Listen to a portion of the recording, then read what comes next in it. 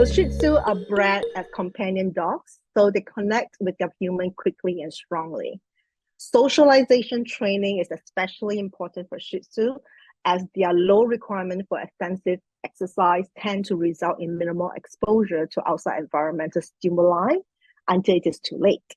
So insufficient or improper socialization will cause Shih Tzu to worry when put in environment or experiences that's new to them. When a dog is worried, you will get the typical reactive behaviors like barking or lunging, which are behaviors that they adopt to fight off threats for safety and survival.